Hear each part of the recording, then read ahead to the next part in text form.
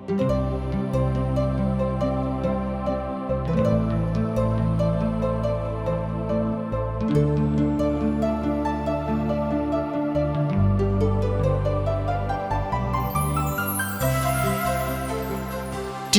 का प्रस्तुति जिंदगी की राह बाइबल की पुस्तक का क्रम से अध्ययन हवे, जना में आपके उ सब मिली जीवन की परमेश्वर द्वारा बचावे और मसीह नियर जिए खातिर जरूरी है। बाइबल ए बात के बुनियादी रूपरेखा के भी साथ रखेला कि एगो विश्वासी के दूसरे के साथ कैसे जिए के बा।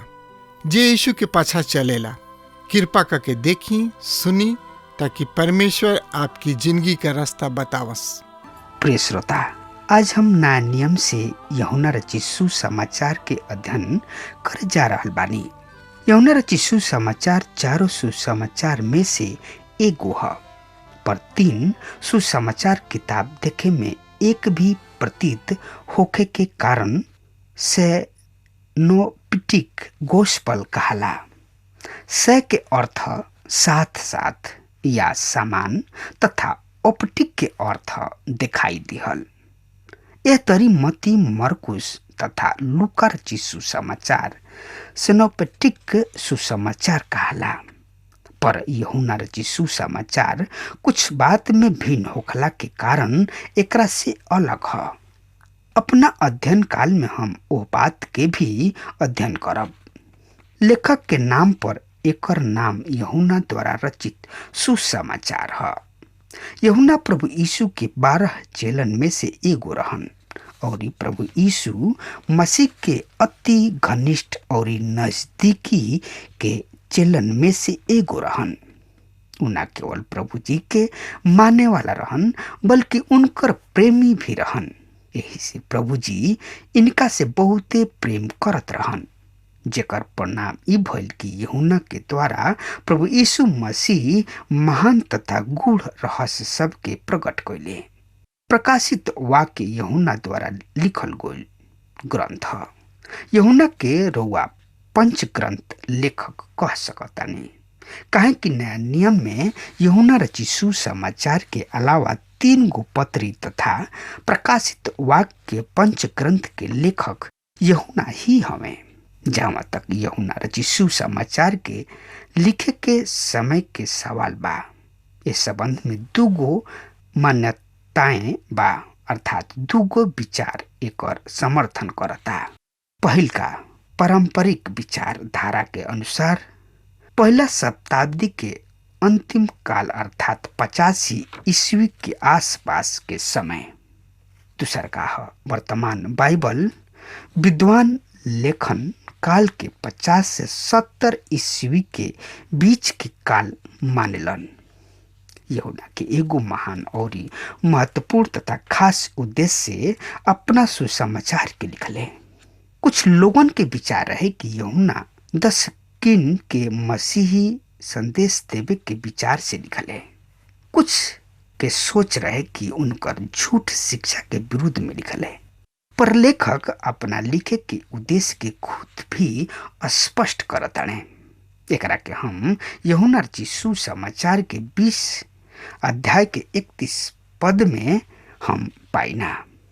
ई जौन लिखल गइल बा, ऐसे लिखल गइल बा कि तू विश्वास कर कि यीशु ही परमेश्वर के बेटा मसीह हवन, और ये विश्वास क के उनका नाम से जिंदगी पावा। यह तरी यूहन्ना के उद्देश्य सुसमाचार्य रहे। यूहन्ना बड़ा साधारण शब्द में महान सत्य के रहस्य के प्रकट कैले, जैसे कि यूहन्ना रचित सुसमाचार 1 अध्याय के 11-12 पद में इस तरी से लिखल बा। सुनी, हम पढ़ रहल बानी।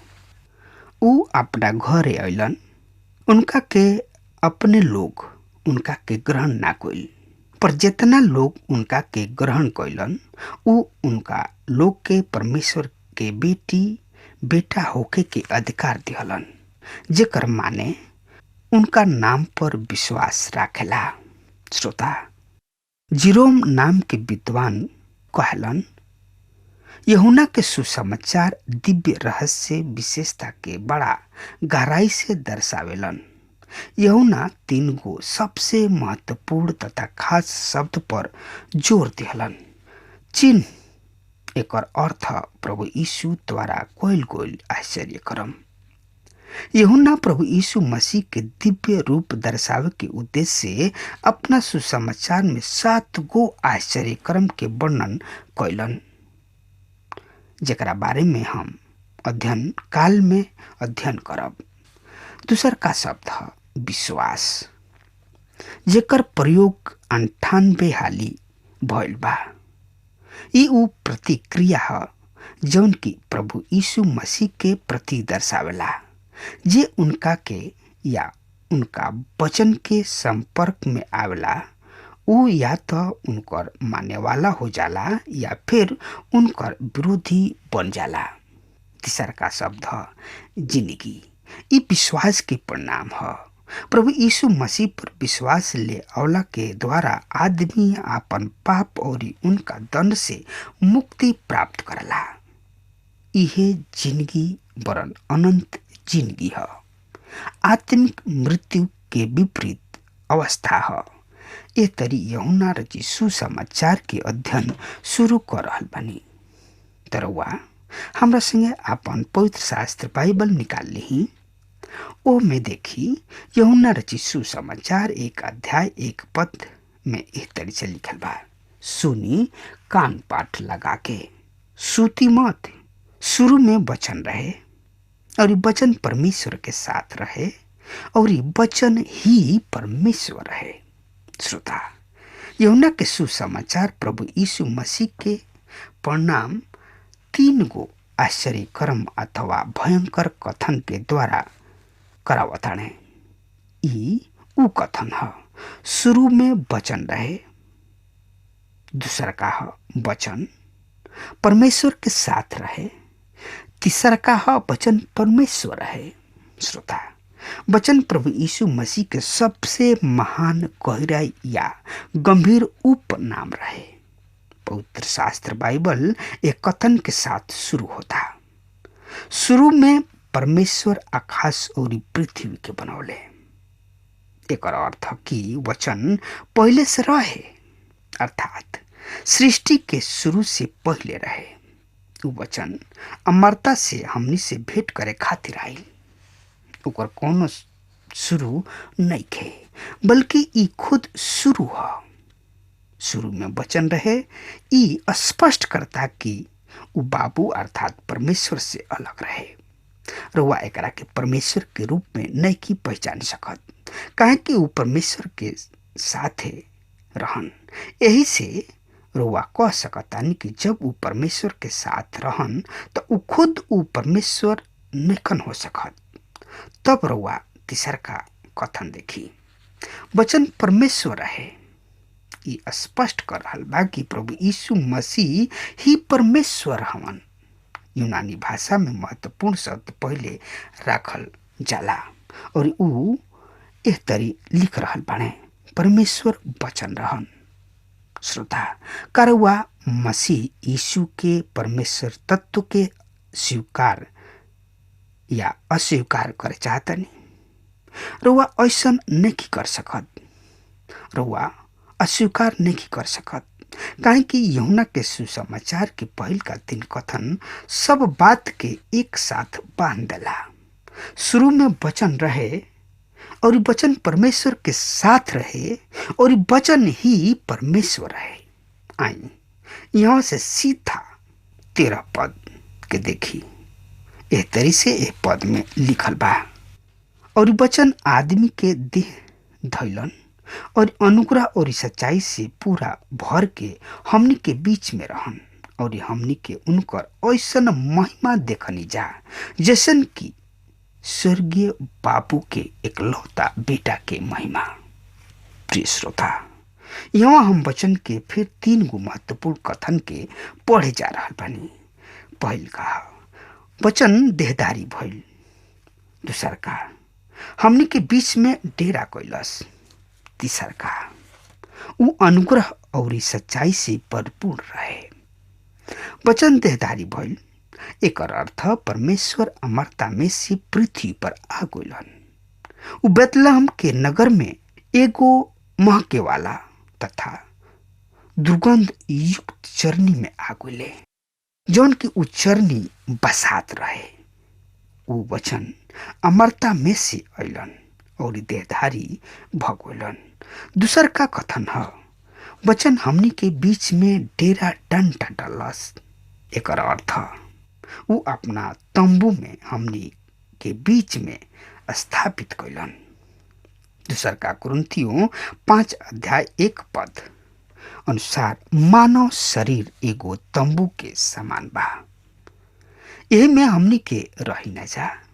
चूंकि हम और रउआ ए छोट तंबू में रही न जा, ऐसे अमरता के परमेश्वर खुद मानव शरीर धारण कैलन और इस तरी वो हमनी के बीच में रहले।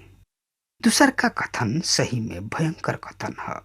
तीसर का कथन पर ध्यान दही, वचन अनुग्रह और सच्चाई से परिपूर्ण रहे और हमनी के ऐसन महिमा देखनी जा कि जैसे बाबू के एकलौता की महिमा। परिपूर्ण शब्द के अर्थ की अब हम रउआ उनका में कुछ जोड़ नहीं खी सकत। वो पहले ही से मुहा यानी कि लाबालब भरल बा। वो अनुग्रह और सच्चाई से परिपूर्ण होके ए पृथ्वी पर अइले।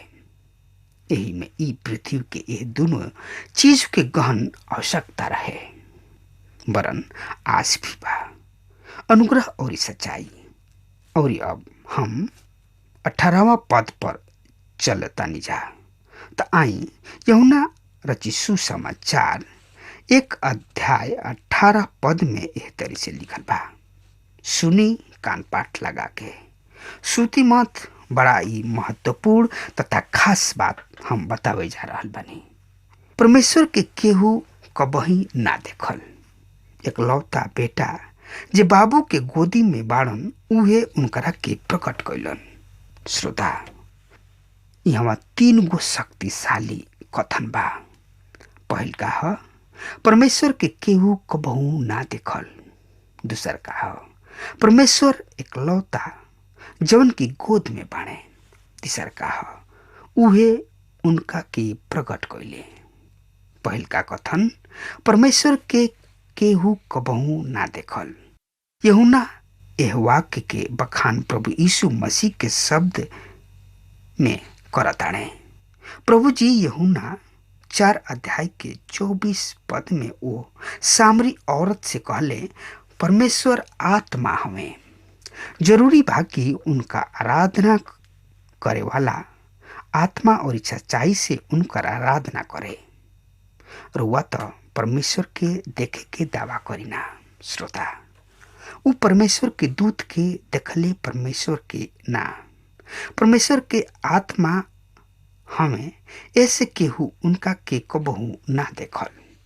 दूसर का कथन है, एगो जर्मनी के विद्वान के कहनाम बा कि ई केवल एकलौता बेटा ना वरन एकलौता परमेश्वर हवन, जौन की स्वर्गीय बाबू के गोदी में बाड़न।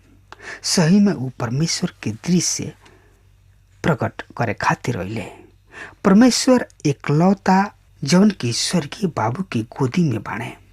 तीसर का कथन 18वां पद के पूरा कर रहल बा, उहे उनका के प्रकट कैलस। यहाँ यूनानी में एक्सीजिसेटो के मतलब है बहरी और एगो के अर्थ प्रदर्शन कइल, अर्थात बहरी प्रदर्शन कइल। प्रभु यीशु मसीह परमेश्वर पिता के बहरी प्रकट कैलन और वो परमेश्वर के प्रकट करे खातिर अइलन। श्रोता, परमेश्वर के जाने के केवल एक ही राह बा, यानी कि एक ही रास्ता बा और ऊ राह प्रभु यीशु मसीह हवन। तो श्रोता, रुआ हमरा संगे और ज्यादा जानकारी खातिर हमरा संगे पढ़त चलत चली। यूहन्ना रचित सुसमाचार 1:3 और 5 में एह तरी से लिखल बा, सुनी कान पाठ लगा के हम पढ़ रहल बानी। सब कुछ उनके द्वारा पैदा भइल और जवन कुछ पैदा भइल बा ओमे से कोनो भी चीज उनकरा बिना पैदा ना भइल। उनकरा में जिंदगी रहे और उ जिंदगी आदमियन के अंजोर रहे, यानी कि प्रकाश रहे। अन्हार अंजोर के बुता ना सकेला। श्रोता, इ पद हमने के बतावेला कि प्रभु यीशु न केवल सृष्टिकर्ता हमें, वरन वो उपकरण के साधन भी हमें। बिना उनके कुछ अस्तित्व में ना रहे।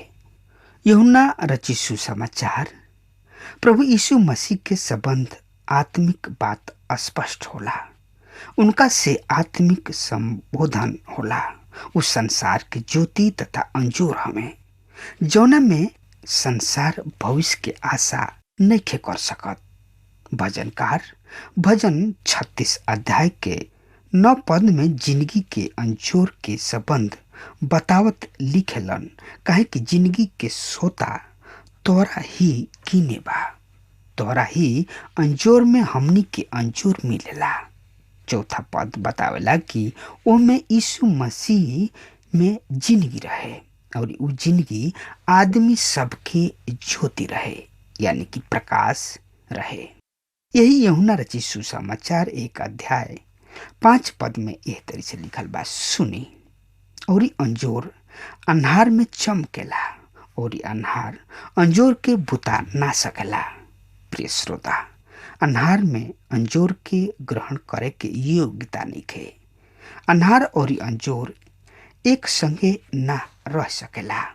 आइए खाली औरी रुआ आपन पवित्र शास्त्र बाइबल निकाल ली।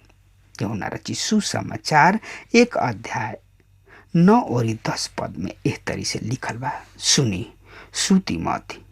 सच अंजोर जौन हरेक आदमी के अंजोर करेला, यह दुनिया में आवे वाला रहे।